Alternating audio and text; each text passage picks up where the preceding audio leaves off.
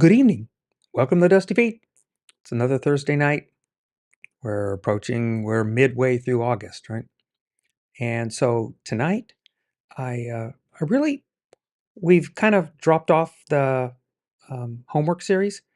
My plan, goal, I think is a lofty term, but we'll go with plan at the moment, is to possibly make the homework series a posted. In other words, it won't be live. I'll post it.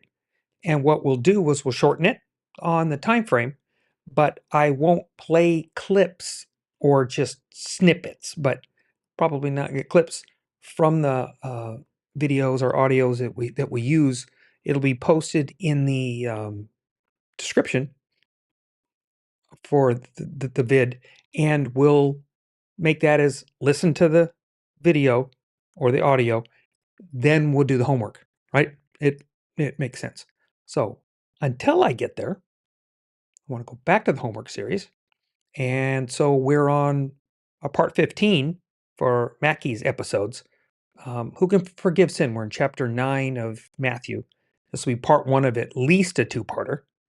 And I think we'll have a good time doing it. Don't forget, in the description below are links to all of the audio, video, and source documents that we use here on the Dusty Feet. We want to make sure that any material we use here is properly credited to those folks who work so hard to bring it to us. Without their efforts, the learning we do here does not happen. So please be sure to click to subscribe, hit the bell icon if you want the reminders. And as always on the Dusty Feet, this is a place where we can safely explore the endless ways of God and interconnection of His creation, where belief understandings may be challenged, divine misunderstandings may exist, and traditional teachings might falter as we pursue connection, context, and community with God and each other here in an environment of grace and love. So here we go with some more branches on the vine on the Dusty Feet.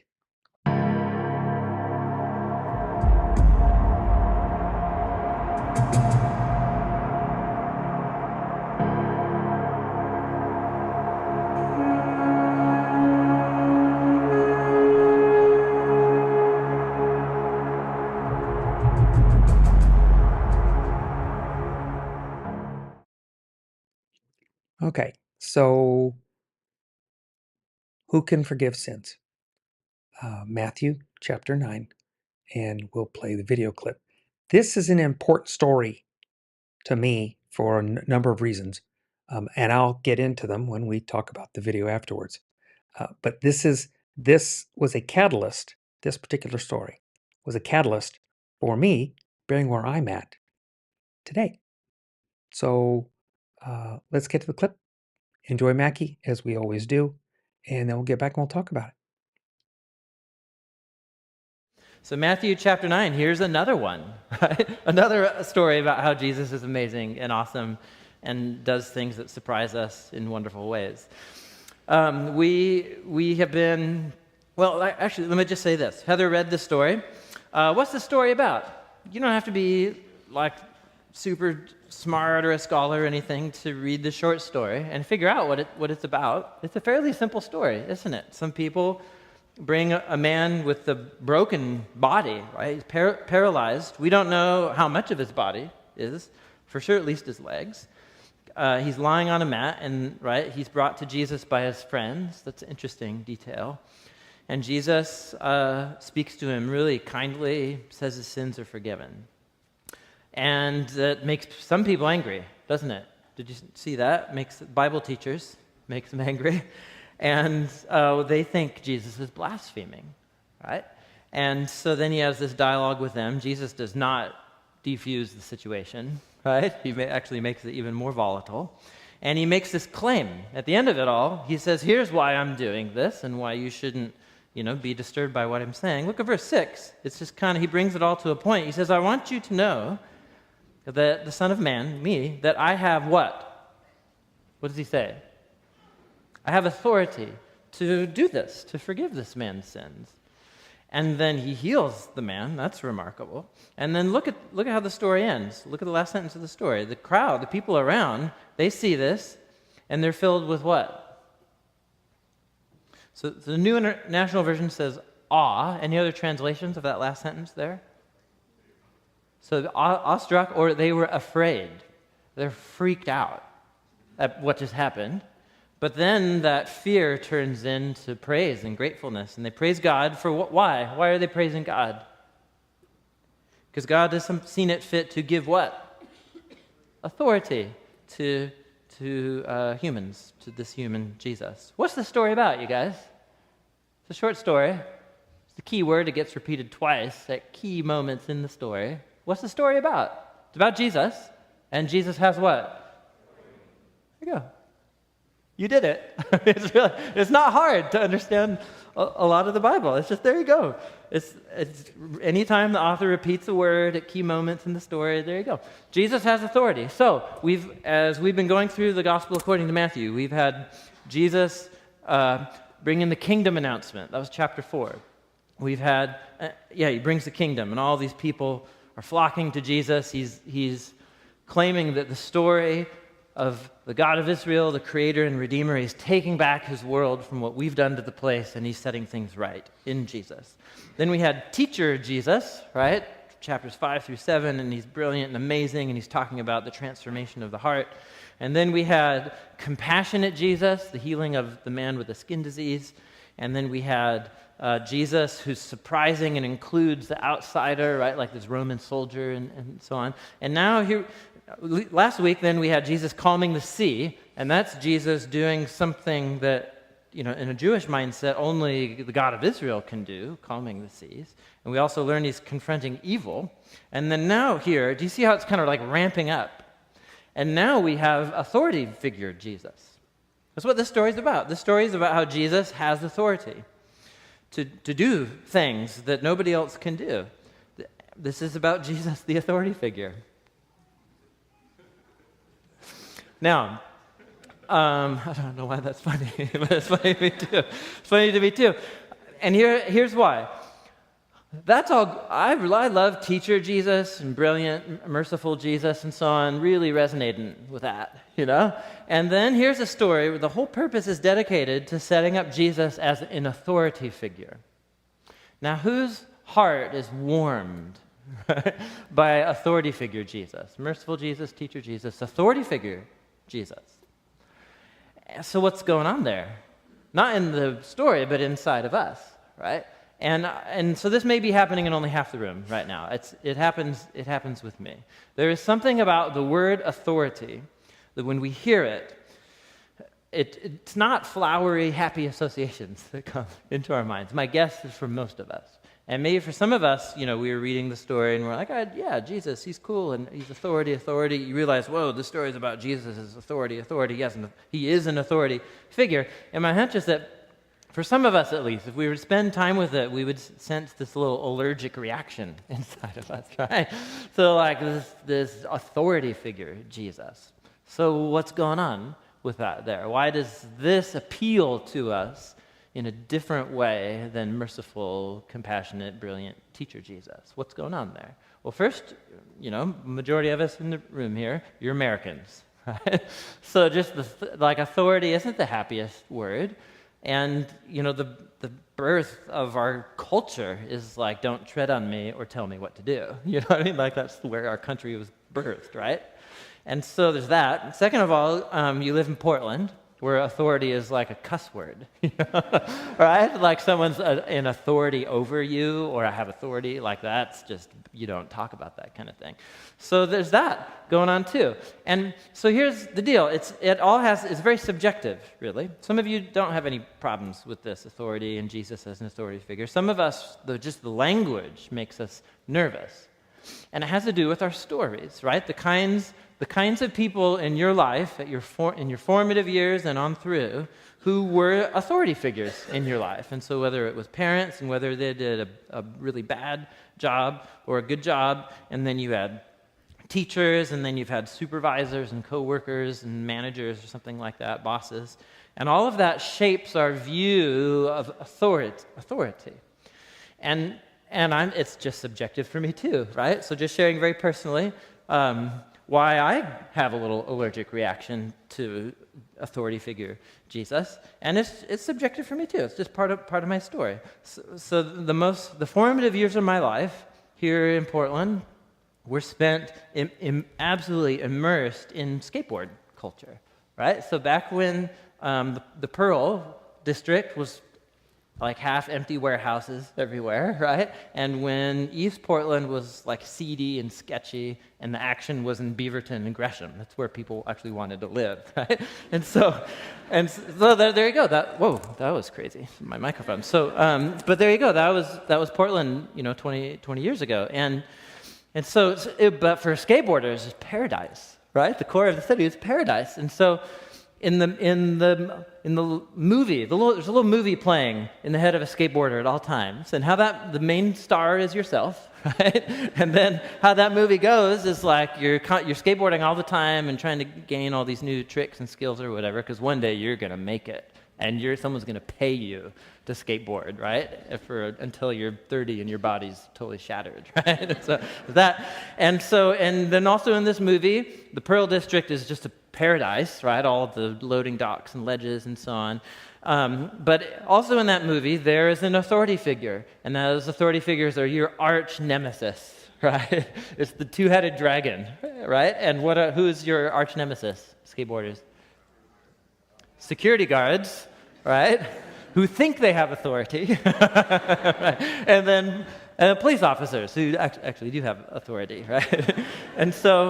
But it's silly. This was in the movies and skateboard videos and magazines and so on. Like those are the bad guys. Those are the bad people. That's how they're always portrayed, right? And it's silly. It's such a self-centered view, because like you're down there and you're actually ruining someone's property. And then they have these people come as authority figures to tell you to stop, and you get offended, right? As skateboarders, you're like, how dare you tell me what to do with your property, right? That is the logic that's going on in the mind of a skateboarder. And it's illogic, right? It doesn't make any sense at all. But there you go, that's what's going on. That's my formative world growing up. And so this is not a respectable character trait in me. I'm just telling you, I just have this stick it to the man kind of thing. It's my default. I have to actively choose to not respond to authority figures in that way. You have your own story, but you guys get what I'm talking about here. And so here's a story whose sole purpose is to establish Jesus as like a supreme authority figure. So what do you do with that? Well, there's a number of things you do with it. First of all, you have to check yourself, and you say, you and I all have different ideas of what it means for a person to be an authority. Those are subjective because they're based on our experience and our life story. Because most of our experiences of authority are of someone who has their will, their purpose, and they impose that from some kind of distance or an elevated distance, and then there's the threat of some kind of punishment or negative consequences that threaten if you're not going to comply with their will and submit to their authority in some way. That's how it's gone for most of us, and most of us have along the way had really negative experience with somebody who loves to do that. And so then we come to the Bible and we read about God's authority, or about Jesus right here having authority, and we just fill in what authority is and what it means. We just read that into the story, as if somehow our life experience actually determines the meaning of authority. And so what it means to be a Christian is, as always, to come to these stories about Jesus and to let them redefine everything for us. So with your view of God, we don't believe in some other God and then Jesus. We believe that Jesus is the revelation of who God is. And so if we have ideas about God, we let them be challenged and corrected and undermined by these stories. And with the same with our view of authority. And so here's the question I want to put to the story as we work through it, is what kind of authority does Jesus have? And what does Jesus do with his authority? And what are the kinds of people that are threatened by his authority? And then what kinds of people are liberated, they're healed by Jesus' authority. And once you read through the story, you realize this is a completely different category of authority. It's an authority where when I grasp it, I'm eager to surrender to it. So let's dive into the story, and we'll just kind of see where it leads us. You guys with me? Okay. So just first sentence, chapter 9. Jesus stepped into a boat. He's on a boat. He crossed over and came to his own town. So if you were last week, he had crossed the lake, and he had the whole scene with the cemetery and the two crazy guys, and so now he's coming back to his side of the lake. And some men brought to him a paralyzed man lying on a mat. And Jesus saw their faith, and then he responds to them. So let's pause for a second here. So some of you actually might be familiar with this story, and you'll notice something. How many of you know the story where Jesus is in a house, there's crowds around the door, and there's some guys who have a friend who's paralyzed, and they can't get near Jesus? So do you remember what they do? They crawl up on the roof of the house, flat roof house, and so they just start like shredding the roof to pieces, right? They just tear it apart. They're so desperate, and then they lower the guy on ropes down in front of Jesus in the house. You guys remember that story? That's this story. That's this story. If you go read, this story is found in Matthew, but also in the Gospel according to Mark and Luke. And if you compare them all, what you'll see is Matthew is giving you like the super condensed version.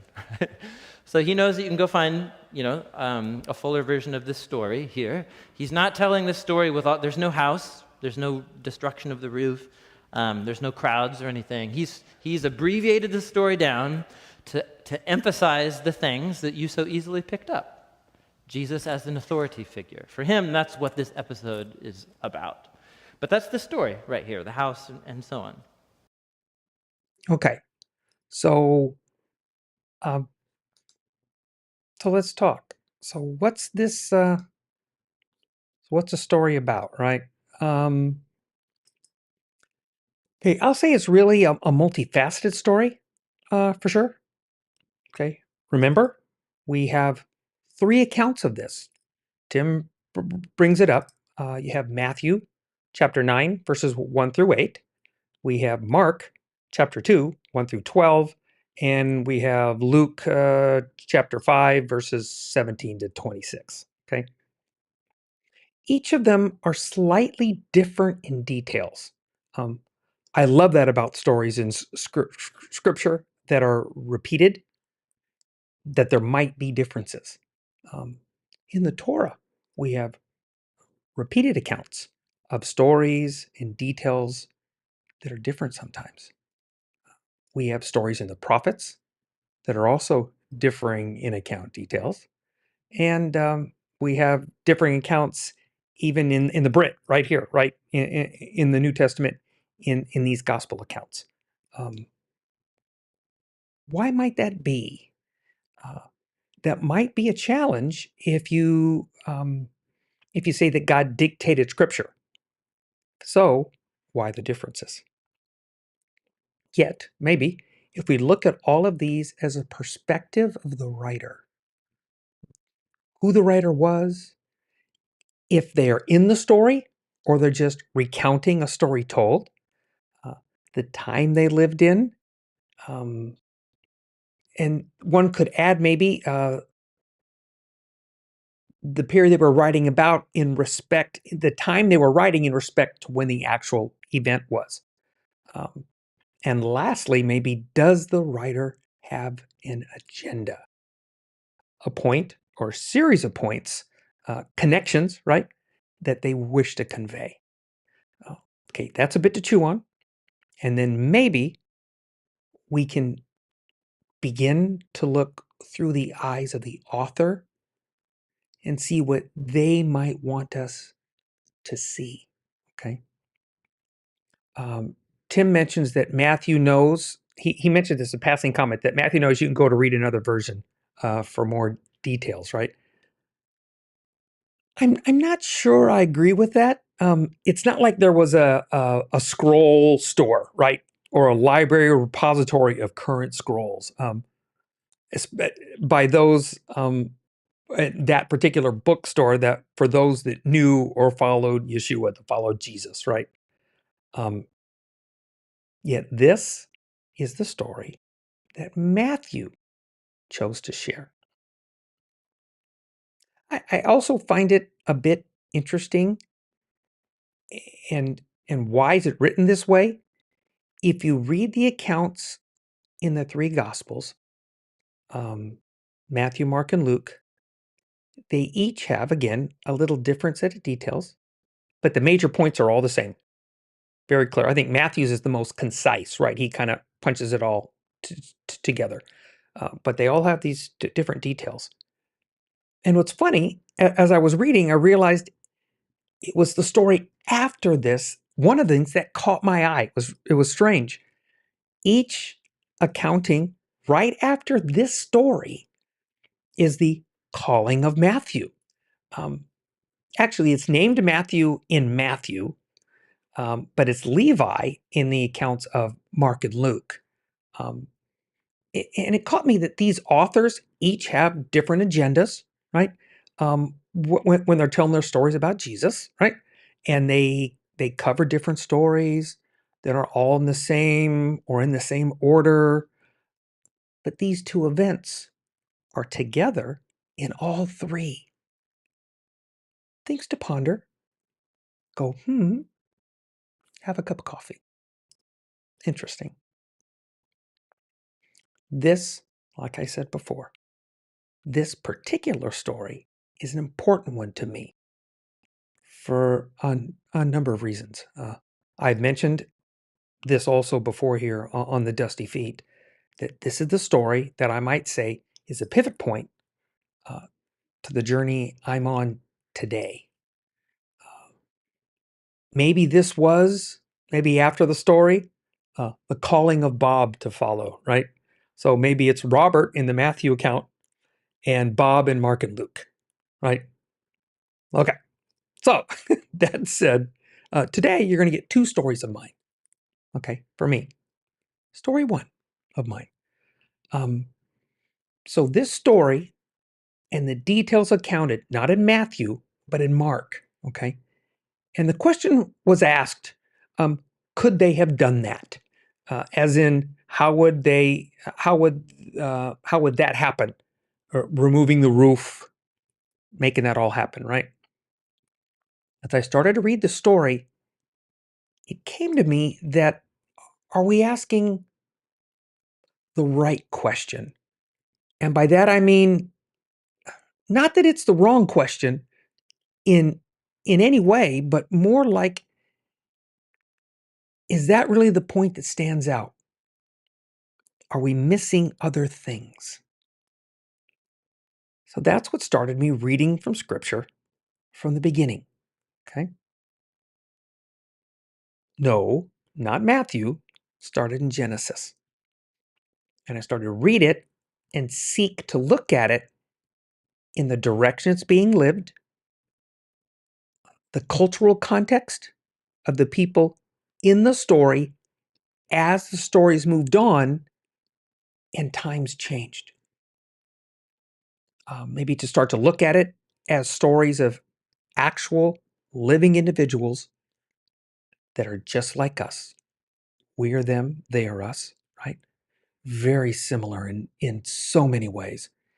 And yet different because they're living in a time that I truly cannot fully comprehend. But I can look to try and understand and see, maybe experience it through their eyes in their sandals, getting dusty feet. So this started me on the journey of reading Scripture, okay? As best I know how, and yet try as best I can to look at it afresh, to see it, to hear it, and not skip over things because they've been glossed over, uh, possibly due to doctrinal conflicts, backwards theology, blah, blah, blah. Okay. So as I read these things, these two things stood out in this story. sin forgiveness and authority. Sin forgiveness and authority. So, like Tim goes, which is the great way to go here. So, let's start with authority, right? So, we heard Tim's view, his perspective, his context, right, on authority. When he hears the term authority, or thinks of it, or comes in contact with someone that fits that term, he shared his default thought, right? And he shared that he probably needed to shift a bit from that to a healthier thought process. I fully appreciate that, fully. And I have many friends and family that most likely tend to come from that, or at least lean in that direction. Yeah. I come from from a different perspective, a different experience. Not really upside down, like I tend to think on many things, but just maybe a different point of view. And like Tim said, there's part of the room that maybe I'm speaking or bringing up something to think about from the other part of the room, right? So that leads me to my second story. When I hear of authority, um, I ask, where did that authority come from? Okay. Is it actual? Is it true? Is it contextually relevant? This is my big, is it competent? Okay. So I grew up and I'm not sure really if it was taught or just experienced, right? And then developed over my formative years. But I have no fear of authority. Okay. By that, I mean, like the police, for instance, are not the bad guy, right? I'm not looking to stick it to the man. I'm not of the mindset that they are out to get me. Um, Truthfully, I'm not really that important, anyways. Okay. Yet, let me make this part very clear. I did have a problem with authority, but not from a fear of out to get me, but more of a, are they really competent to be an authority? Okay. By that, I mean, as a person in an authority, imposed or accepted, as in they are told that you will be under them, or that I chose to be under them, right? For imposed or accepted. Um, let me use my analogy example, and it comes from my life experiences as a soccer referee. Like Tim's is skateboarding, right? Um, okay, so there are many types of authority figures in soccer, right? Imposed, accepted, implied, and I'll loosely use the term parent. Okay, so referees, referee crews, right? They're imposed authorities, right? They're assigned, put on your game to ensure rule compliance, right? The laws of the game. They're there for justice, fairness, right? To be fair, and safety, right? They're there whether you like it or not. It's imposed by the governing body. In our example, the United States Soccer Federation, USSF. You obviously often hear them called US Soccer. Okay.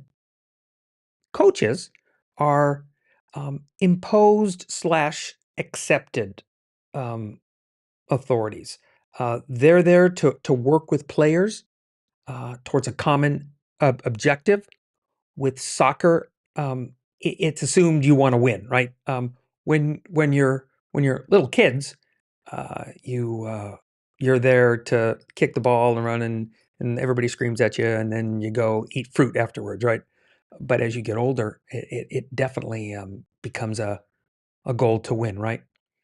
So these authority figures, anyways, are supposed to at least understand the laws, and within those constraints, right, to guide your team to a successful outcome.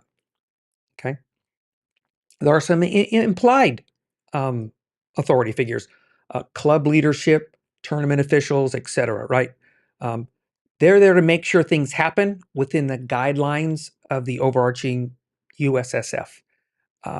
Things like marking the fields, those lines you take for granted, benches, where you put things, spacing of things. And they're within they have directives that handle that. Referees don't line fields, right? But we know what the dimensions are supposed to be. We know what is allowed to be on the field, what is not allowed to be on the field, what lines compose all of the markings around the pitch, on and off, dimensions of goals, blah, blah, blah, blah, blah.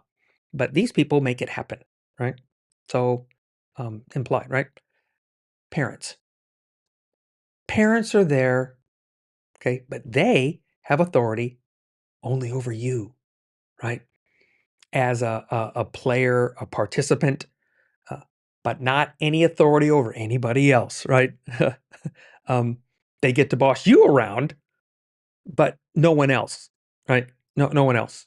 Okay, maybe except the team mom who hands out the snacks later after the game, right? They're the ones that are going to boss you around, tell you sit down so you can get the stuff. Notice I did not say fans. They think they're an authority, but they're just there for the show. It's probably a blurry line. Parents fit in this category too. More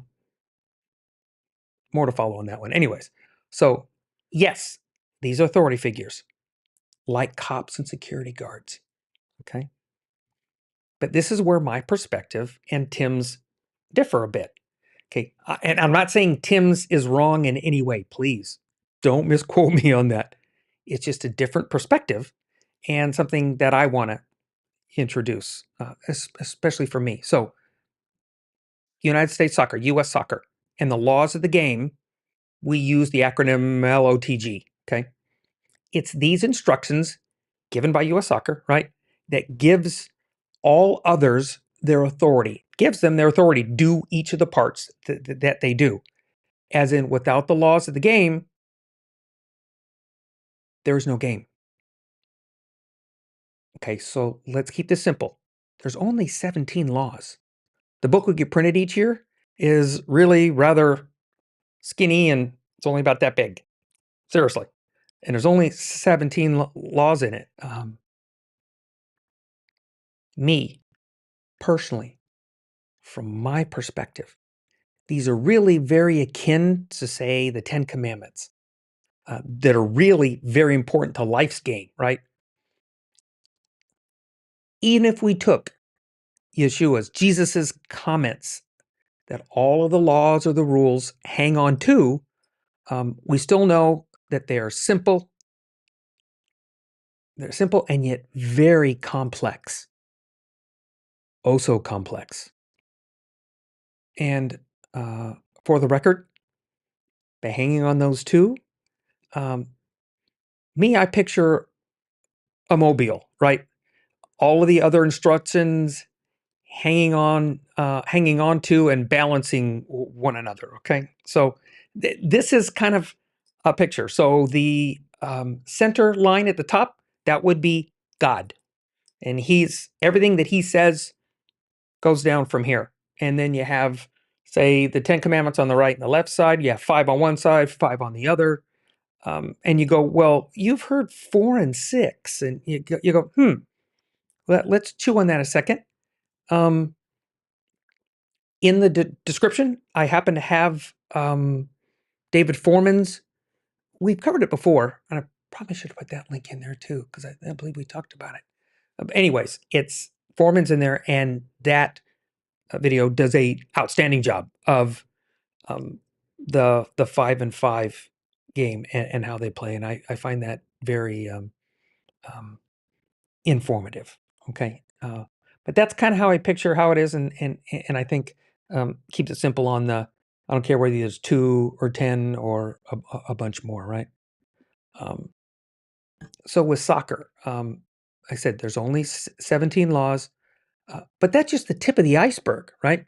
It's not about the rule per se, but how you play under those rules.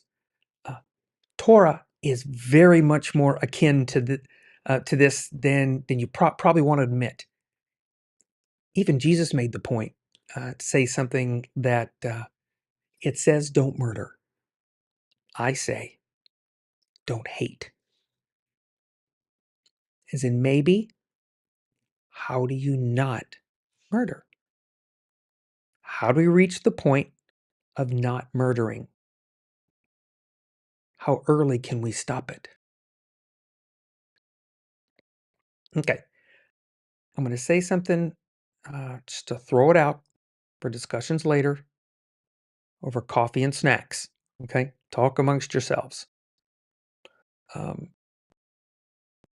If one is inclined to believing that the law is cumbersome and too hard,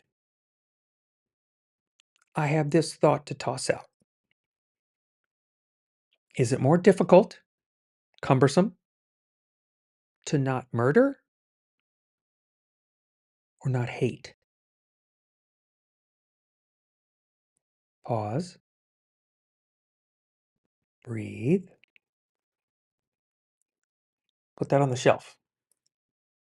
Probably going to have to talk about that sometime. Interesting. Okay. All of these authority figures really fall under one, right? Actually, it's the International Football Association Board, the IFAB, right? But that's the actual authority. Then they create the laws and then they hand it down. So there's only 17 laws. Again, it's a very small book. So now we have books that help referees interpreting those laws. Since the game is over 160 years old, the laws, as we know them now, especially and how they're expressed and enforced, have changed or evolved over time, right? And that's even in context to the game itself, right? In the beginning, it was a gentleman's game. There were no referees, just team captains, and they handled disputes when they believed an infraction had occurred. Okay? Now remember, in the time of Torah, there's no police, there's no fire departments, no emergency services, no 24-hour services, no lawyers. Times change. Okay, so for a quick context point, we have these 10 laws. All the other 603 are out there to help people live out and play out what happened at the time. That even included how to resolve certain disputes on some of them. The originating authority is and has always been God. And how he chose to guide those that chose to follow him was with a set of laws, instructions, guidelines on how to live, play in his community. The authority is not in the law. The authority is in the originator and can be given or transferred by someone in that or by the original authority. You can be picked out in those instructions, right? So I'll use the selection of the high priest are the descendants of Aaron, right? So it says that's who they are. Instructions say that. Descendants of Aaron, and it goes back. The descendants of the Levites and their families. When it listed things with the tabernacle, it had actually family names, that people that had different parts and different duties and those kind of things. So there was some passed down. But there's no authority in the law itself. The authority that comes from the originating author that created them. Soccer in the same way with the referees. They're taught how to be referees, and that's just the basic start. The rest, they have to live it out, play it out, and experience is the only way. It's the only way it happens. The only way it happens both in life and on the field, right? There is a book that referees get that have examples of gameplay right? Situations, how to interpret play, restarts, blah, blah, blah. That instruction is what to do and what not to do. And this book's much larger than that 17, right? Um, so we have the 10, and then we have the 603. And then we have the 17 plus how many more how-tos, right? Okay, remember, yet even they, in both examples, still are not the sum of all the answers. There will be many more questions, and the original author can answer them. Okay. Okay, so let's get back to authority and my problem. Okay, my problem. I have a problem, again, not with authority itself, but in the competence of that authority. I have no problem with bosses. I have no problem with police. I have no problem with government officials.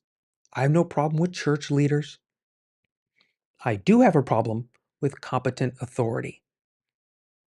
And my fault, my challenge, my flaw, Bob's flaw, my challenge is very akin to the Adam choice.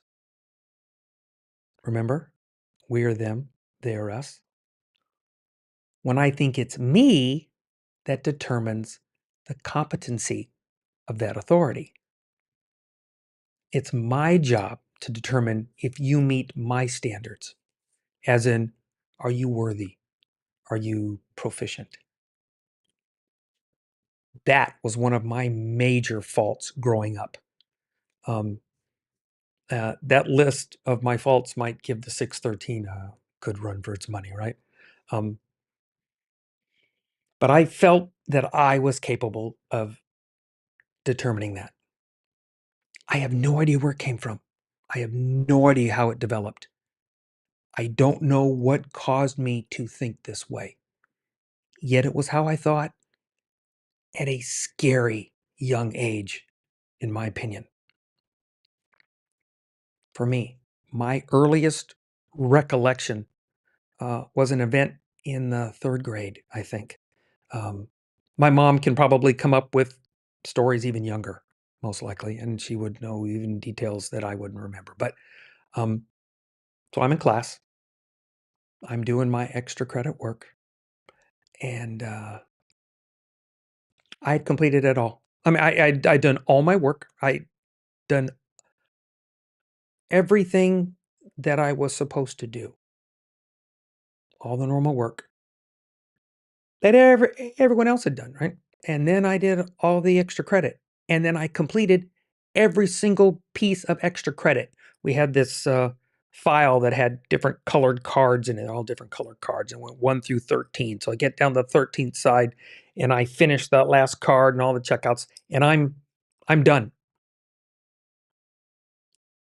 Okay, so short story, yeah, like there's a short story from Bob, is that I wanted to be done, and so teacher and I argued. And I threatened to have the teacher fired. Yes, fired. I said this in third grade. My parents never talked like that. As in, you could say that like picked up a conversation with my parents complaining about my teachers and how they treated me. Actually, were they were quite the opposite. Um, More like they felt sorry for what the teachers had to deal with when when dealing with me. Okay. Um, and so if I remember the story correctly, the principal of my elementary school was known by my parents, as in I think um, he was a teacher of my mom's in her school years, English maybe I think. Not at this school. This was elementary school. It was probably high school. Same was Mr. French, I believe. Um, so he has to call my mom and tell her, Jackie, I have your son in my office acting up in class, and he wanted to have the teacher fired or something to that effect, right? Suffice to say that my mom was probably mortified, and she had to come down and get me. Fortunately, we literally were a walk away, living so close to this particular school, so not too much of a trip, but I'll bet more than enough time to think about what the heck was he thinking? And wait till his father finds out.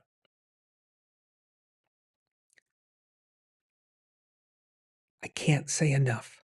Again, I'm sorry for putting you through that. I'm so, so sorry. Okay, but that pattern didn't stop. I continued to challenge authority, and um, not by being put in charge, worried about who's the boss, but are they really capable? I literally graduated school early, to get out from under that, right? To those folks who I thought could no longer teach me anything, right? I was a young 17 and I knew it all. Um, I could run the world if I needed. At least I'd be my own determiner. Wait, I have an even better part. Um, to add to this lunacy, I enlisted the United States Air Force. So again, not a problem with authority or even instructions, right? We were governed by the Uniform Code of Military Justice, the UCMJ, right? It was the actual people. And were they really competent, again, to be my boss? Somehow I lived through that. Um, Even that had its moments, literally. Okay. For 20 years, I went 20-year career. Um, I still had that same crushing fault that I could determine things were better than those folks. It cost me the end of what could have been a very decorated career, a very good career, had some exciting stuff at the end, right? It cost me my marriage, many more opportunities, more than I care to admit. So now we've caught up to the time when my dad brings up this question about the paraplegic through the roof. Can it be done? That started I guess now looking back for sure, what I call my upside down journey, right? Where my view on authority has changed. It had to change. I can now, still with some effort at times, because 50 plus years of that long pattern of habits is a little challenging to break. Right? But I begin to acknowledge the originating authority and who else he is using to facilitate his instructions and teachings, right? Um, to open up to others and let them teach me, help me be better at life's things.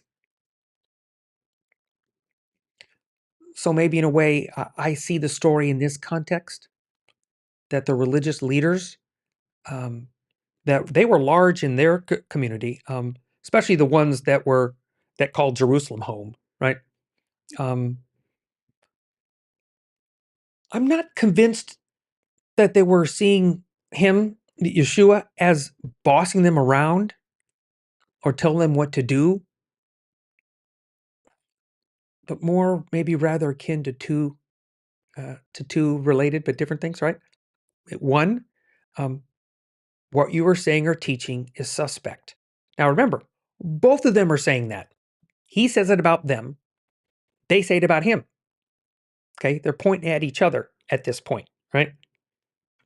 And then the second point, Yeshua's claim of authority as given to him by the originating authority, right? Versus the authority claim of the then current leadership in Jerusalem, especially. And with them, it was that they dictate what is done under their authority. They're the authority figure. And Yeshua says, I get my authority from the ultimate authority.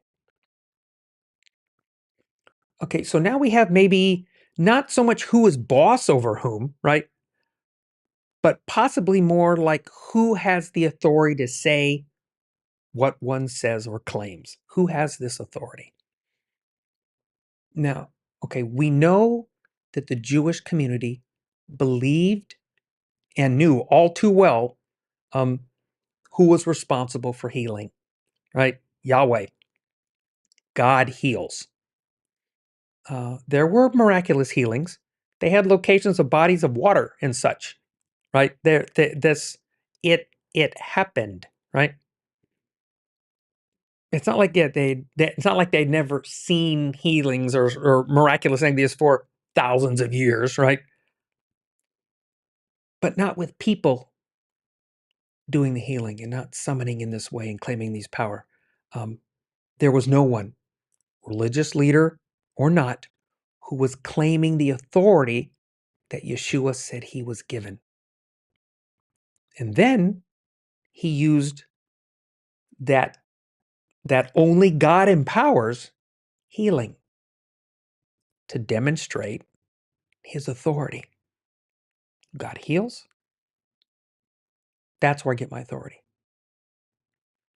So maybe, possibly, maybe that's an example of, I don't know, go back to Tim's analogy of showing the badge, right?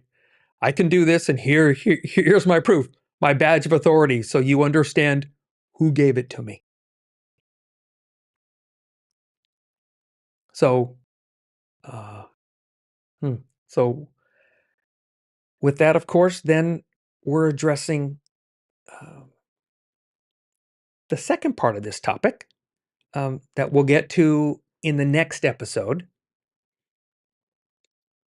the authority to forgive sins.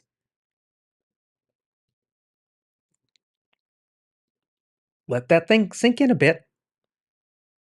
The authority, the power to forgive sins. The religious leadership understood and believed very much in forgiveness, right? That's part of what goes with the feasts and the sacrifices, right? So they very much know about forgiveness. It already existed, and they knew that it came from God, okay, only. So Yeshua, Jesus, is forgiving sins. And he's expressing that authority with the power to heal from the Father. Originating authority. But remember, Yeshua hasn't died yet. He's forgiving sins, proving the authority from healing, and he hasn't died yet.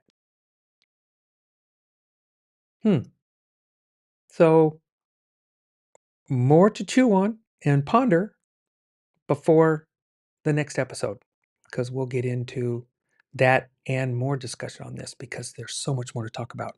And I love this part. So, wrap up, point to ponder. I love these points to ponder. This one's a good one. I kind of enjoyed this.